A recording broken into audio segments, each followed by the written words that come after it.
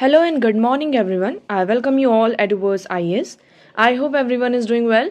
So, today is 15th of Jan 2024, and we are going to discuss important news and articles from The Hindu newspaper. So, let's see what important news we got today to discuss.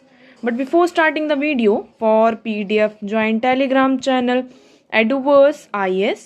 Link आपको description box में provided है. Make sure video को and तक देखें so that सारी important news आपके यहाँ पर कवर हो.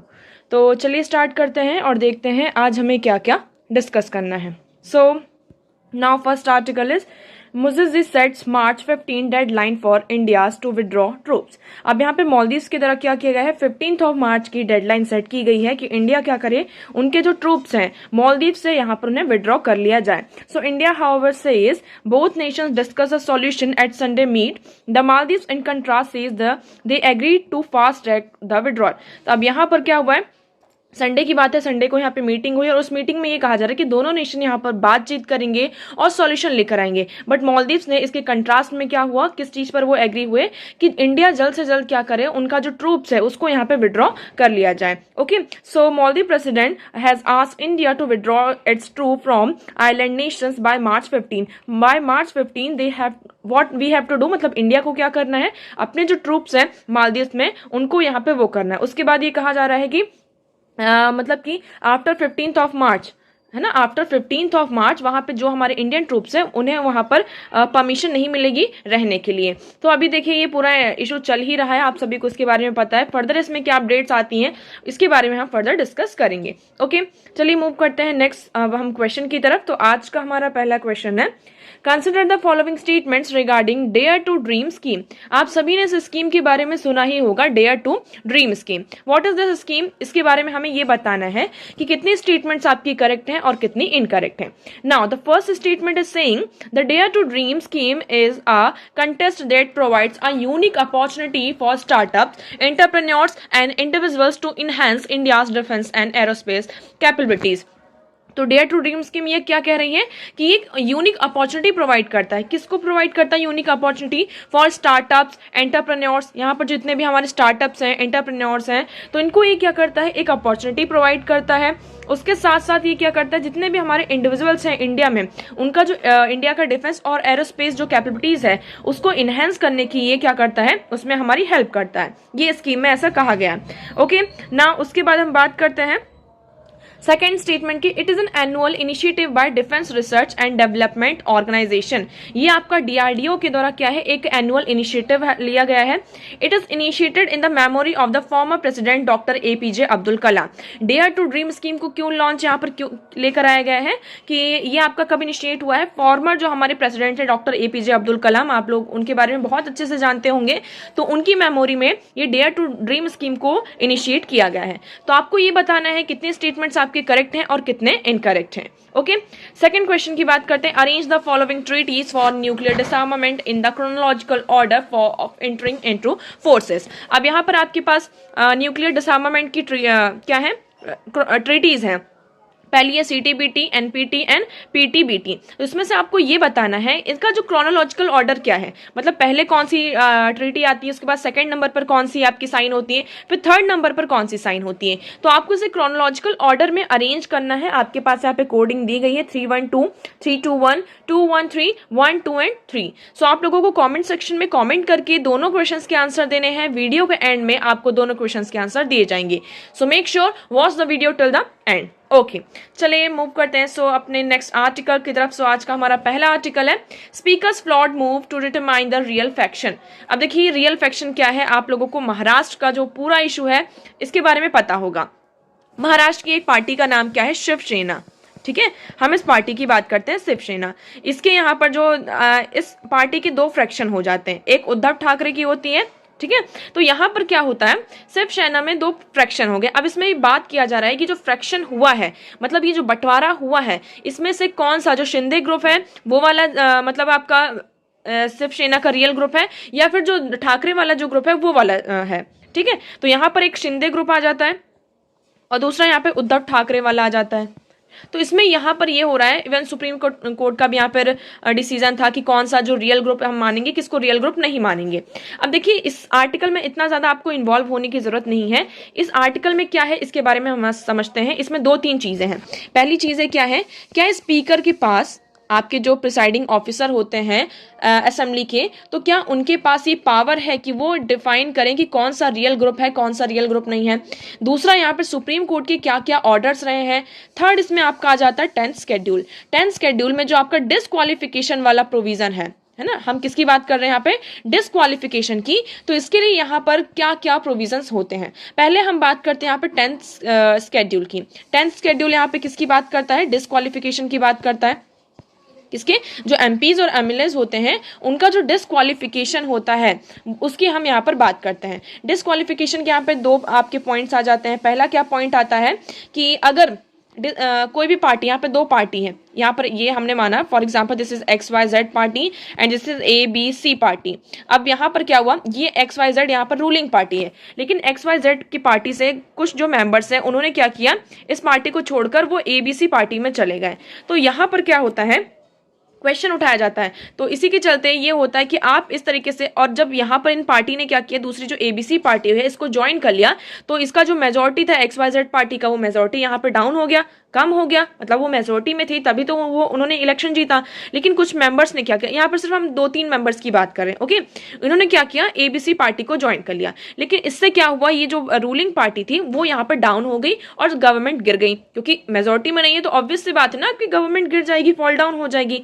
ये आपका यहाँ पर आता है। तो इसके चलते यहाँ पर 10th शेड्यूल आपका आता है, जिसमें ये कहा जाता है कि अगर कुछ भी ऐसा होता है तो उन पर्सन को क्या कर दिया जाएगा, डिस्क्वालीफाई किया जाएगा। यहाँ पे जो एंटी डिफेक्शन लगता है ना, इसकी बात आती है। उसके बाद ये कहा जा रहा है कि आपका डिफेक्शन कब नहीं लगेगा। क्या ये तो हमारी चॉइस होनी चाहिए ना कि हमें किस पार्टी में रहना है, किस पार्टी में नहीं रहना।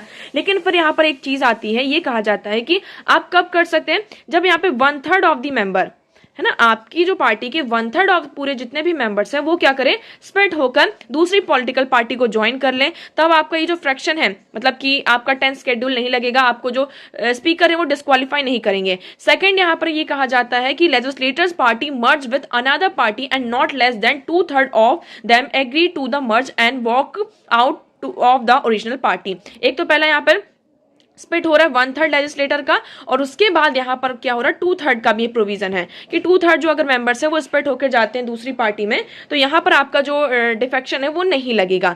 But the split provision in paragraph 3 of the 10th schedule was omitted through the 91st constitutional amendment in the 2003 obstinately because of the frequent abuse of this provision by indigenous legislator।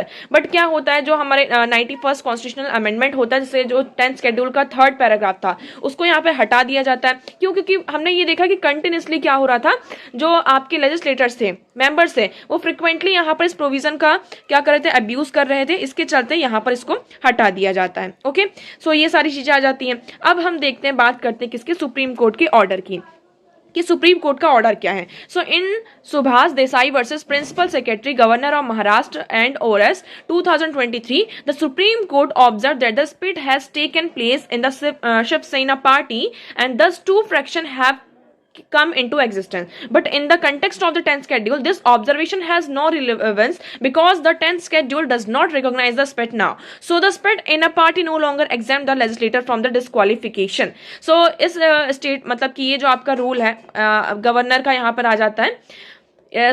Subhash Desai versus principal secretary governor of Maharashtra की बात करते हैं। तो इसमें government ने क्या, आपकी court ने क्या ऑब्जर्व किया, कोर्ट ने ऑब्जर्व किया कि एक ही पार्टी, मतलब देखिए आपकी जो एक पार्टी है, हम शिवसेना की बात करते हैं, ये पार्टी स्प्लिट होकर ही ये बात करी कि नहीं हम शिवसेना वाले हैं, हम शिवसेना वाले हैं। आपका ये आ रहा कि हम शिवसेना वाले हैं और हम शिवसेना वाले हैं, तो एक ही पार्टी खुद ही में ही स्प्लिट हो रही है। उन्होंने किसी दूसरी पार्टी को ज्वाइन नहीं किया कि नहीं हमने दूसरी पार्टी को जाके ज्वाइन कर लिया, वो खुद में ही स्प्लिट हो गया है, पार्टी में ही ऑटोमेटिकली यहाँ पे स्प्लिट हो रहा है। तो ये जो प्रोविजन है आपके 10th शेड्यूल में नहीं है, हमने इसको ऑब्जर्व किया। उसके बाद हम स्पीकर नेक्स्ट हम केस की बात करते हैं। तो इसमें क्या आ जाता है कि नेक्स्ट हम देखिए, इसमें हम देखेंगे so in Rajendra Singh Rana versus Swami Prasad Maurya 2007 की बात है. The court said that the when a member or a group of member of the ruling party join hands with opposition party and meet the governor along with the member of opposition and try to form an alternative government, they said they can be said to have a voluntary given up the membership of their original party. तो यहाँ पर देखिए original party से कब हम give up कर रहे हैं और खुद की पार्टी से हम कब गिव अप कर रहे हैं, उसमें थोड़ा सा डिफरेंस है. इसमें ये कहा जा रहा है कि अब हमने क्या किया, हमने कुछ मेंबर्स लिए रूलिंग पार्टी से, हमने क्या किया, कुछ मेंबर्स लिए और अपोजिशन पार्टी से यहाँ पर जाके हमने हाथ मिला लिया और साथ साथ हमने गवर्नर से भी मिले. तो हमने यहाँ पर जानबूझकर क्या किया है, अपना जो मेंबरशिप है उसको गिव अप की है ना. वॉलंटरी बेसिस पर हमने जो हमारी ओरिजिनल पार्टी थी उससे हमारी मेंबरशिप को गिव अप किया है. तो ये यहाँ पर क्या होता है, आपकी वॉलंटरी बेसिस पर होता है. तो this consequence of this is disqualification. तो यहाँ पर आपका एक तरीके से ये कहा गया कि ये आपका डिस्क्वालिफिकेशन का हो सकता है, लेकिन एक थोड़ा सा नंबर यहाँ पर डिफाइन किया गया कि किस बेसिस पर यहाँ पर नंबर का होता है.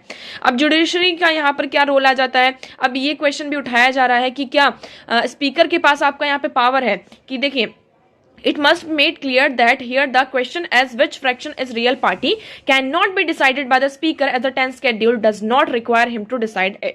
उसमें ये कहा जा रहा है कि speaker as the 10th schedule does not require him to decide this. Speaker के पास ये पावर नहीं आती कि वो डिसाइड करें कि कौन सा जो सेक्शन है, कौन सा फ्रैक्शन यहाँ पर रियल है और कौन सा फ्रैक्शन रियल नहीं है. ये स्पीकर का काम नहीं है, ये इसमें हमें बताया गया है. The question is decided by the election commission of India. ये जो आपका चीज है कि कौन सी पार्टी यहाँ पर है, कौन सी पार्टी रियल है, कौन सी पार्टी रियल नहीं है, ये किसका काम होता है, हमारे इलेक्शन कमीशन ऑफ इंडिया का है ना. जो सिंबल्स के जो ऑर्डर है, सिंबल डिफाइन करना, पार्टी को यहाँ पर डिफाइन करना, ये सब काम किसका आ जाता है, इलेक्शन कमिश्नर ऑफ इंडिया का, ना कि हमारे स्पीकर का. तो इस बात पर यहाँ पर ये कहा जाता है कि the only question that is required to be decided by the speaker in some cases are preliminary issues in which party the legislator defected from. तो इसमें सिर्फ यहाँ पर स्पीकर का क्या रोल है, वो कब क्वेश्चन कर सकते हैं कि जब कोई लेजिस्लेटर यहाँ पर डिफेक्शन करता है, डिफेक्ट निकलता है, तब यहाँ पर स्पीकर आपके क्वेश्चन कर सकते हैं. ऑल्दो ये जो पार्टीज को डिसाइड करने का, कौन सी पॉलिटिकल पार्टी कहाँ से बिलोंग करती है, कहाँ से नहीं,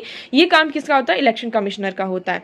नाउ नेक्स्ट इसमें कहा जा रहा है judiciary clear immunity of the law. अब यहाँ पर ये कहा है the speaker declaration that the appointment of the chief whip and the legislature party leader by the Shinde group is valid run counter the Supreme Court finding that the decision to recognize Mr. Shinde as a leader and Bharat Gowla chief whip is illegal. अब इसमें speaker का यहाँ पे declaration था कि हमें किसको क्या करना है, जो हमारे चीफ व्हिप है उसको अपॉइंट करना पड़ेगा ना. और ये कहाँ से, आपके जो लेजिस्लेटर पार्टी होती है शिंदे ग्रुप का, जो शिंदे ग्रुप है उसी की पार्टी से यहाँ पर क्या किया गया, आपका अपॉइंट किया गया है. लेकिन इनका जो डिसीजन है उसको यहाँ पर इनवैलिड और इलीगल बताया जा रहा है. The court has also had the decision of the deputy speaker recognising Ajay Chaudhary as a chief whip is valid. तो इसमें यह कहा जा रहा है कि डिप्टी स्पीकर ने जो अजय चौधरी को यहाँ पर चीफ व्हिप वो किया है, रिकॉग्नाइज किया है, तो उनका ये वैलिड हो जाता है. So it has also made it absolutely clear that when the conduct prohibited under the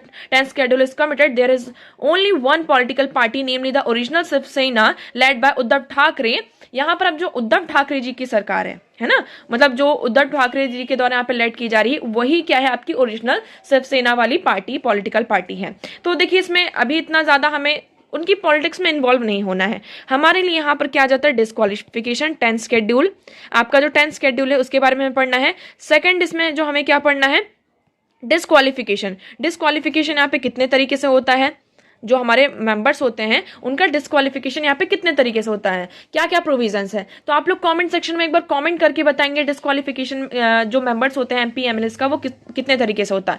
पहले तो हमने देख लिया 10th शेड्यूल से होता है. हमारे कॉन्स्टिट्यूशन में भी क्या प्रोविजन है, आपके कॉन्स्टिट्यूशन में क्या कुछ प्रोविजंस हैं जिसके थ्रू डिस्क्वालिफिकेशन है, तो आप लोग कमेंट सेक्शन में कमेंट करके यहाँ पर बताएंगे. ओके, चलिए नेक्स्ट मूव करते हैं. So next article is the delusion of eliminating the last terrorist. अब देखिए यहाँ पर हम 2024 की बात करते हैं. इसकी जो स्टार्टिंग ही हुई है आपके जम्मू एंड कश्मीर में, हमने देखा था एक अटैक होता है ना, जम्मू कश्मीर में यहाँ पर एक कुछ टेरर स्ट्राइक्स हुए थे. कहाँ पर, राजौरी पूंछ डिस्ट्रिक्ट में, जिसमें हमारे जो वेरियस सोल्जर्स थे उनकी यहाँ पर डेथ भी होती है. अब इसमें ये कहा जा रहा है कि the delusion of eliminating the last terrorist. यहाँ पर एक तरीके से डिल्यूजन हमारे सामने बना हुआ है कि हमने जितने भी टेररिस्ट हैं उनको क्या कर दिया है, एलिमिनेट कर दिया है. बट ये क्या रियलिटी में हो चुका है, क्या ये चीज़ हमें पूरी होती हुई दिखाई दे रही है? सो हियर यू विल सी कि while it cannot be denied that the neutralizing terrorist is one of the most crucial objective of security operation, हमारे जितने भी सिक्योरिटी ऑपरेशन होते हैं उसमें हमारा जो मेन ऑब्जेक्टिव क्या है, हम जो सिक्योरिटी लगती है, हमारी जो इतनी आर्मी फोर्सेस हैं बॉर्डर पे लगी हुई हैं, तो ये क्यों लगी हुई हैं, क्यों वहाँ पे इतनी वो ठंड में, गर्मी में, चाहे कोई सा भी सीजन हो, कैसी भी कंडीशन हो, वो वहाँ पर डिप्लॉय रहते हैं। तो इसका मेन रीजन क्या है? इसका मेन रीजन यही है, इसका मेन रीजन क्या है? सिक्योरिटी प्रोवाइड करना। और सिक्योरिटी किससे? जैसे कि जो हमारे टेररिस्ट होते हैं या फिर कोई बाहर का कोई ग्रुप है, बाहर की जो कंट्री है हमारे ऊपर अगर अटैक करती है, तो उससे हमें प्रोटेक्ट करना, सिक्योरिटी प्रोवाइड करना हमारी जो आर्मी ऑफिसर है, नेवी ऑफिसर है, इनका यहाँ पर काम होता है। ओके, जितने भी हमारे सोल्जर्स हैं वो हमारी क्या करते हैं, यहाँ पर हेल्प करते हैं इन द सेंस वो हमें प्रोटेक्ट करते हैं। सो सिक्योरिटी ऑपरेशन जितने भी होती है उसका क्रूशियल जो ऑब्जेक्टिव होता है, so that is neutralising terrorist. इसमें से one of them is neutralising terrorist. जो आपकी टेररिज्म वाले केसेस आते हैं, टेररिस्ट आते हैं, उन्हें न्यूट्रलाइज करना। Okay, it ought not become the overriding factor specially in the present context of lower terror indices. Okay, so ये एक कोई ओवरराइडिंग फैक्टर नहीं बनना चाहिए व्हेन द प्रेजेंट कंटेक्स्ट में हम देखें। उसके बाद ये भी कहा जा रहा है कि the number of terrorist kill may be debatable vis-a-vis its effect in the mid of the long term.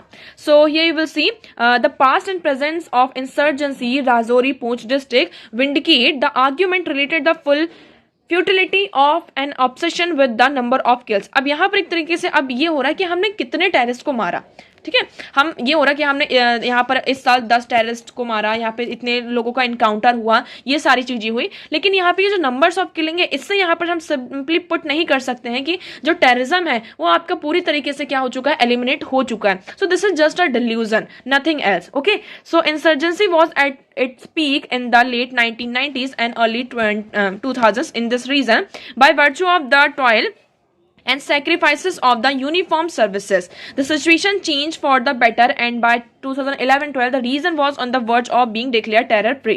तो एक टाइम पे ये था, पहले यहाँ पर बहुत ज़्यादा, ये जो आपका डिस्ट्रिक्ट था राजौरी पूंछ डिस्ट्रिक्ट की हम बात कर रहे हैं, पहले यहाँ पे बहुत ज़्यादा टेररिस्ट अटैक होते थे, बट धीरे धीरे फिर हमने यहाँ पे जो नंबर ऑफ किलिंग का जो ऑब्सेशन एक तरीके से आने लगा और धीरे धीरे यहाँ पर हमने इसको क्या डिक्लेयर कर दिया, टेरर फ्री डिक्लेयर कर दिया। तो हमें यहाँ पर ये मिलता है।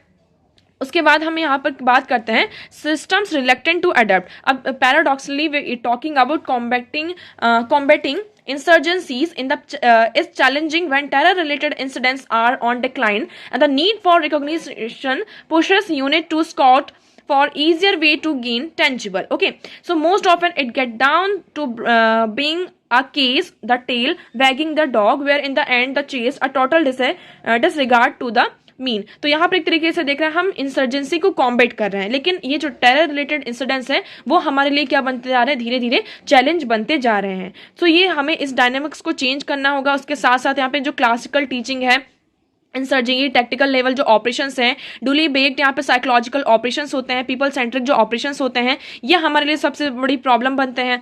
उसके बाद देखिए एट द एंड इसमें ये कहा जा रहा है कि गैप विद पॉलिटिकल प्रोसेस। यहाँ पर इस रीजन में एक गैप भी दिखाई दे रहा है। कैसा गैप दिखाई दे रहा है? अगर हम जम्मू एंड कश्मीर की बात करते हैं तो यहाँ पर जो लास्ट इलेक्शन हुए थे इट वॉज हेल्ड इन 2018, उसके बाद से यहाँ पर कोई भी आपका इलेक्शन नहीं हुआ है ना। तो ये थोड़ा सा आपका क्या बनता है, जो पॉलिटिकल गैप जिसकी हम बात कर रहे हैं ये आपका निकल कर आता है। So assembly representation since 2018 will cease to have any electoral representation at the grassroots level well from January 9. Such developments do not compromise our recipe for resolution of the Jammu and Kashmir counter drum through the whole of the government approach, and perhaps the objective of eliminating terrorists rather than terrorism shall continue to be the ground rule. Okay, तो यहाँ पे जो हमें terrorist को eliminate करना और terrorism से हमें यहाँ पर डील करना, ये हमारे ग्राउंड लेवल की क्या बनती रहेगी, कंटिन्यू ये किए ग्राउंड लेवल पर हमारी रियलिटी रहेगी। Okay, so I hope this article is clear to you. Now next move करते हैं। So the next article is global surgery, why access to essential surgery is important.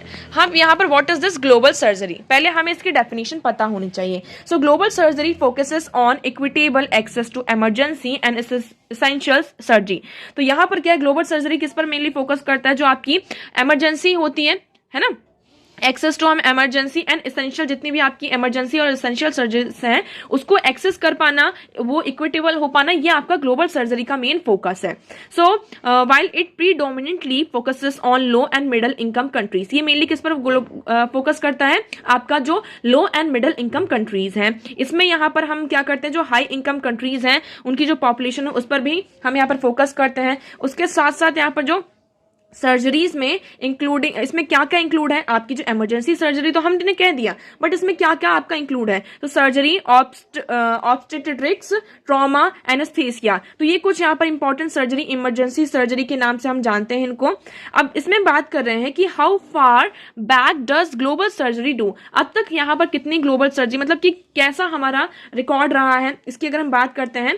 सो अभी lesson की यहाँ पर एक रिपोर्ट आई है, commission on global surgery report, the lesson commission on global surgery report. उन्होंने यहाँ पे कुछ नंबर दिए हैं. क्या नंबर दिए हैं कि the status of surgical care access around the world, ideate the indicators for monitoring surgical care preparedness, systematic capacity and impact, and to develop implementable strategies such as the national surgical obstetric and anaesthesia plan. तो यहाँ पर anaesthesia plan, ये सारी चीजों का इसका क्या impact होगा, कैपेसिटी क्या है, इसके बारे में प्रिपेयर्डनेस है. बट WHO के द्वारा ये कहा जा रहा है कि अगर हम ये जो रिपोर्ट है इसमें ये कहा गया है कि 5 बिलियन ऑफ द पीपल और over the 70% of the global population, मतलब कि आपकी पूरी ग्लोबल पॉपुलेशन में देखिए 70% ऑफ जो ग्लोबल पॉपुलेशन है वो क्या करती है, lack timely access to safe and affordable surgical care. वो यहाँ पर क्या कर पा रहे हैं, टाइम पर जो उन्हें सर्जिकल केयर मिलनी चाहिए थी, और जो लोअर मिडिल इनकम कंट्रीज हैं उन्हें यहाँ पर जो मतलब सेफ और एक्सेस अफोर्डेबल सर्जिकल केयर मिलनी चाहिए थे वो उसको एक्सेस नहीं कर पाए हैं. Mostly severe 99% and 96% of the people in low middle countries respectively.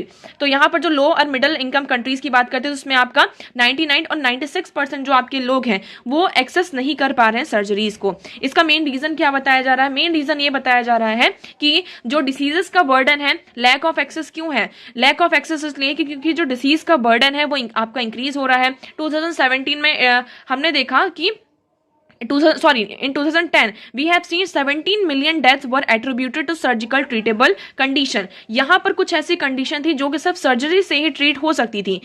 वो बट उन्होंने क्या किया, उस चीज को वो उन्होंने एक्सेस नहीं कर पाया, है ना, उन्होंने उस चीज को वो एक्सेस नहीं कर पाए. And due to that 17 million जो आपकी डेथ हुई है वो किसके कारण हुई है, इसी के कारण हुई है. इसमें आपकी बहुत सारी कंडीशन आ जाती है, जैसे कि HIV है, आपका एड्स है, ट्यूबरकुलोसिस, मलेरिया, ये सारे जो भी आपके इंपॉर्टेंट मतलब कह सकते हैं जो सीवियर डिसीज है, इसका एक मेन रीजन है. Okay, so emphasising the need to improve access, work from the global search collaborative has noted that perioperative mortality is the third most common cause of just below the ischemic heart disease and stroke. So this partially due to lack of timely care. तो यहाँ पर timely care ना मिल पाने के कारण, unsafe surgery और limited capacity of surgical system होने के कारण हमें ये जो कंडीशन है उसको फेस करना पड़ रहा है. अब नेक्स्ट इसमें ये कहा जा रहा है, so the above might present a daunting picture but challenge in global surgery are solvable. इसमें ये कहा जा रहा है कि ये सारी चीजों को अगर हम देखते हैं तो एक हमारे सामने बहुत डॉन्टिंग पिक्चर को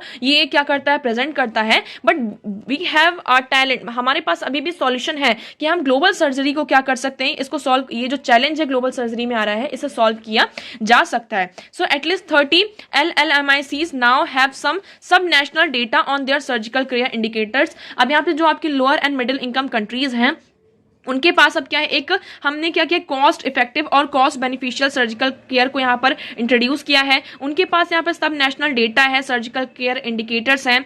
so the largest one being India, several African countries have drafted and implemented NSOAPs showing strong political and policy commitment since 2015. तो यहाँ पर आफ्टर 2015 से हमने देखा कि जो कंट्रीज हैं, स्पेशली हम अफ्रीकन कंट्रीज की बात करते हैं और अदर कंट्रीज की भी बात करते हैं, तो इन्होंने जो पॉलिटिकल पॉलिसी उसमें कमिटमेंट किया है. उसके बाद Nepal has initiated an NSOAP, the Pradhan Mantri Jan Arogya Yojana provided millions of surgeries at zero and negligible cost to bottom 40% of India. तो यहाँ पर नेपाल की भी बात करते हैं, पाकिस्तान में भी, यहाँ पे साउथ एशिया पाकिस्तान में भी नेशनल सर्जिकल केयर विजन जो है इसको फॉर्मुलेट किया गया है। इंडिया में आपका जो प्रधानमंत्री जन आरोग्य योजना है इसको यहाँ पे इनिशिएट किया गया है। सो देखिए प्रॉब्लम क्या आ रही है कि आपके पास कुछ चीजें अवेलेबल हैं बट लोग उसको यहाँ पर क्या कर पा रहे हैं, एक्सेस नहीं कर पा रहे हैं। तो ये सबसे बड़ी हमारे पास क्या हो जाती है, प्रॉब्लम आ जाती है। सो इस आर्टिकल में आई होप आपको जितनी भी चीजें थी वो पूरी क्लियर होंगी। नेक्स्ट मूव करते हैं। So next article is new investment slide 46% in Q3 as manufacturing infra outlays shrank. अब इसमें ही कहा जा रहा है कि हम न्यू इन्वेस्टमेंट की बात करते हैं तो इसमें थर्ड क्वार्टर में आपका जो 40% हमें क्या दिखाई दिया, स्लेट डाउन, मतलब कि ये नीचे की तरफ जाता हुआ नजर आ रहा है। So fresh project outlay fail subsequently for third straight quarter between October and December 2023. Decline in manufacturing investment plans for most pronounced in automobile, steel, cement sector. New road projects slumped 56%. Fresh railway investment plan plummeted by 92.2%. तो देखिए यहाँ पर manufacturing की बात करते हैं हम। सो manufacturing में 61.5% यहाँ पर डिक्लाइन हुआ है, माइनिंग में 53.65, इलेक्ट्रिसिटी, इंफ्रास्ट्रक्चर और इरिगेशन ऑल सेक्टर को मिला के माइनस 45.69% यहाँ पे हमें डिक्लाइन देखने को मिला है। गवर्नमेंट्स की बात करते हैं, यहाँ पर देखते हैं जो हमारे जो फ्रेश प्रोजेक्ट्स हैं इसमें यहाँ पे Q3 में कितना डिक्लाइन दिखा है। सो गवर्नमेंट प्रोजेक्ट में यहाँ पे 59.95, सेंट्रल गवर्नमेंट 72.05, स्टेट में 53.5, प्राइवेट में -34.76। तो यहाँ पर हम टोटल देख रहे हैं कि ओवरऑल Q3 का जो हमारा फाइनेंशियल ईयर का न्यू इन्वेस्टमेंट है वो धीरे धीरे यहाँ पर डिक्रीज हो रहा है। तो ये हमारे लिए थोड़ा सा प्रॉब्लमेटिक बन सकता है। ओके, नाउ नेक्स्ट मूव करते हैं। सो आज का हमारा नेक्स्ट आर्टिकल है Taiwan tells China to face reality after election result. अब ताइवान में यहाँ पर क्या हुआ है, इलेक्शन हुए हैं और यहाँ की जो प्रो सॉवरेनिटी कैंडिडेट्स कह सकते हैं पार्टी थी वो यहाँ पर विन होकर आती है। इसी के चलते अब ताइवान ने ये कहा है कि चाइना को वॉर्न किया against the step towards independence of Taiwan, कि अब यहाँ पर ताइवान क्या होगा, इंडिपेंडेंस होगा, ताइवान को यहाँ पर इंडिपेंडेंस मिलेगी और वो चाइना से यहाँ पर स्प्लिट होगा। So US team to visit self ruled island. अभी यहाँ पर जो यूएस की टीम है जो सेल्फ रूल्ड आइलैंड है इसको यहाँ पर विजिट करने के लिए गए हैं और चाइना को यहाँ पे वॉर्न किया गया है कि क्या होगा अगेंस्ट द, अब ताइवान जो है चाइना से क्या होगा, आपका स्प्लिट हो जाएगा। क्योंकि अब हम धीरे धीरे रियलिटी देख रहे हैं, वहां की जो पॉपुलेशन है, वहां के जो सिटीजन्स हैं वो क्या कर रहे हैं, उन पार्टीज को चूज कर रहे हैं। It means they want independence. Okay, so news और आर्टिकल्स तो यही खत्म होते हैं और अब हम डिस्कस कर लेते हैं हमारा क्वेश्चन। सो आज का हमारा पहला क्वेश्चन था consider the following statements regarding dare to dream scheme. So इसमें आपके जो तीनों स्टेटमेंट्स है ना वो करेक्ट हो जाते हैं। ये जो स्कीम है वो क्या अपॉर्चुनिटी प्रोवाइड करती है startups, entrepreneurs and individual to enhance India's defence and aerospace capabilities. ये आपका क्या इनिशिएटिव बाय द DRDO और ये आपके जो डॉक्टर APJ अब्दुल कलाम थे, उन फॉर्मर प्रेसिडेंट, उनकी मेमोरी में यहाँ पे इनिशिएट किया गया। So all three are your correct answer. Arrange the following treaties for the nuclear disarmament in the chronological order of entering into force. So इसमें आपका करेक्ट ऑप्शन है, इसमें भी आपका थर्ड वाला है। पहला आपका क्या होता है, NPT आता है, ठीक है। आपका पहले जो नॉन प्रोलिफरेशन ट्रीटी होती है ये यहाँ पर साइन होती है, उसके बाद आपका होता है CTBT comprehensive nuclear test ban treaty होती है, then third one is partial test ban treaty PTBT। Okay, so आज के लिए इतना ही। आई होप आपको सारी चीजें यहाँ पर क्लियर होंगी, but still if you have any doubt you can ask in comment section. आज का वीडियो कैसा लगा एक बार कॉमेंट सेक्शन में जरूर बताइएगा। अगर वीडियो पसंद आया हो तो वीडियो को लाइक करना, चैनल को सब्सक्राइब एंड शेयर करना ना भूलें। So that's for all today. Thank you so much for discussion.